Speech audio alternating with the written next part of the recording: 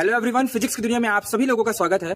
बच्चों, आज हम अल्टरनेटिंग करंट के कुछ इंपॉर्टेंट क्वेश्चंस को डिस्कस करने वाले हैं जो कि बोर्ड स्पेसिफिक बहुत ज्यादा इंपॉर्टेंट है। तो बच्चों, सबसे पहले नंबर पे आता है हमारे पास एलसीआर सर्किट।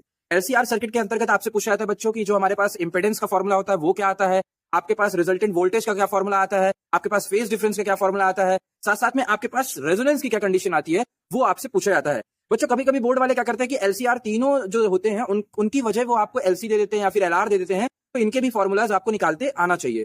दूसरा जो सबसे ज्यादा महत्वपूर्ण क्वेश्चन है बच्चों वो है एसी जनरेटर। तीसरा जो सबसे ज्यादा महत्वपूर्ण क्वेश्चन है बच्चों वो है ट्रांसफार्मर। ट्रांसफार्मर के बारे में आपको सारी चीजें पता होनी चाहिए, आपको उसका प्रिंसिपल पता होना चाहिए, आपको उसकी वर्किंग पता होना चाहिए, आपको जो उसके जो दो ट्रांसफार्मर जो टाइप्स होते हैं हमारे पास, स्टेप अप और स्टेप डाउन ट्रांसफार्मर, उन दोनों के बीच में डिफरेंस भी पता होना चाहिए। बच्चों, इस चैप्टर में न्यूमेरिकल क्वेश्चन भी आता है, हमारे पास छोटे छोटे न्यूमेरिकल्स भी पूछे जाते हैं। जैसे कि हमारे पास इंपॉर्टेंट फॉर्मुलाज जो है न्यूमेरिकल के लिए वो है पावर का जो फॉर्मुला होता है हमारे पास V R M S I R M S into cos phi. यहाँ पर अगर हम देखें कॉस फाई की थीटा की वैल्यू अगर हमारे पास 0 हो जाती है बच्चों, तो पावर का फॉर्मुला वी आई के बराबर हो जाता है हमारा।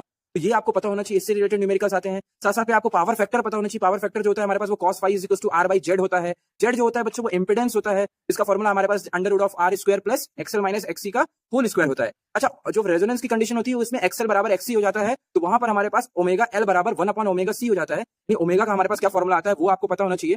और साथ साथ में बच्चों आपको ये भी पता होना चाहिए कि जो एक्सएल होता है is equal to omega L होता है, यानी कि हमारे पास इंडक्टिव रिएक्टेंस होता है उसका formula XL is equal to omega L होता है। कैपेसिटिव रिएक्टेंस जो होता है हमारे पास XC is equal to 1 upon omega C होता है। ये भी आपको पता होना चाहिए। आपको ये भी पता होना चाहिए बच्चों कि जो I R M S is equal to होता है हमारे पास वो आई नॉट बाय रूट 2 होता है। तो इस प्रकार के कुछ फॉर्मुलाज हैं जो आपको न्यूमेरिकल क्वेश्चन के लिए पता होना चाहिए। और आपको एक फॉर्मुला और जो हमारे पास हमने ट्रांसफार्मर में फॉर्मुला ड्राइव किया था बच्चों N1 बाय N2 वाला करके, वो वाला फॉर्मुला भी आपको पता होना चाहिए क्योंकि इससे भी हमारे पास छोटे छोटे न्यूमेरिकल्स पूछे जाते हैं। थैंक यू एवरीवन, मिलते हैं नेक्स्ट वीडियो में।